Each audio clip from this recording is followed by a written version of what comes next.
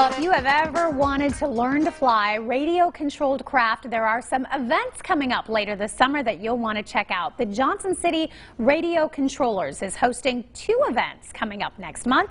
Here with more now on the club and the different activities is Vic Koenig. And Vic, good to have you on the show. Thank you. Thanks for having me. Boy, talking about you, I can really tell this is your passion. It is. It truly is.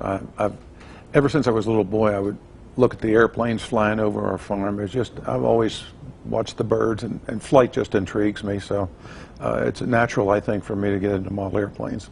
And you built one. You were telling me the wingspan is 60 inches. 60 inches.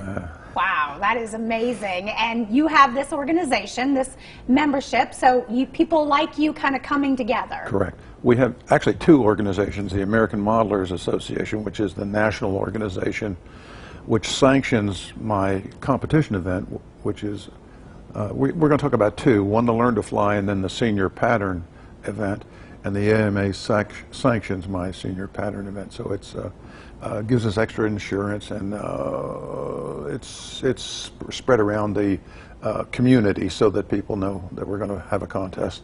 It's great fun. And you said people are coming from all over to take part in this. Well, all over the Southeast. Yeah. There are other venues throughout the country that people fly. I told you a senior pattern, which may be a misnomer. It sounds like old men flying airplanes. It's not so much that. It's anybody can fly. It's just the genre of planes we fly was flown in the 70s, and the idea was to make them simple and inexpensive to fly. The newest generation airplanes are very expensive. They're molded and just high-tech, but we wanted to keep it attainable by the average pilot, so that's what we do. And you're also one of the instructors, you were telling me, for this Learn to Fly event that you're having as well. That's correct. We're going to start doing this annually, have a Learn to Fly event, and we will have 5 lines of students in queue and instructors and airplanes so that we can get a lot of people through. Last year we were a little more disorganized, but we've fought through it and learned from our mistakes, and this is going to be anybody that comes out on the 24th of July, we expect to be able to at least get some stick time on the actual controller that's flying the airplane. And we do that in a subtle way. There are 2 controllers, one the instructor's got, and then the student has one.